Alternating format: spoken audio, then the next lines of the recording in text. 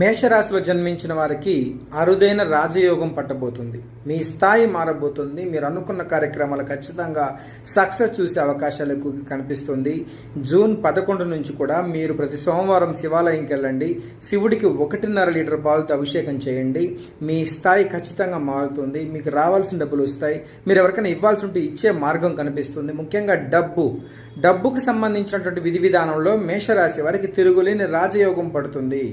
June 11 నుంచి కూడా మీరు ఏ ప్రయత్నం చేయండి ఖచ్చితంగా మీకు సక్సెస్ అవుతుంది. దట్టు శుక్రుడు కానీ అదేవిధంగా బుధుడు కానీ రవి కానీ ముగ్గురు యోగించారు అంటే ఇంకా మేషరాశి వారికి తిరుగులేదని చెప్పాలి. కనుక కాస్త మీ జాతకంలో ఏదైనా చిన్న చిన్న దోషాలు ఉంటే వాటికి పరిహారాలు కూడా పాటించండి.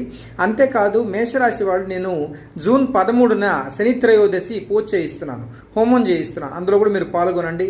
తప్పకుండా మీ జీవితం మారుతుంది. మీకు ఏ కష్టం ఉన్నా కూడా విత్ ఇన్ డేస్లో మీరు మార్పులు తప్పకుండా చూస్తారు.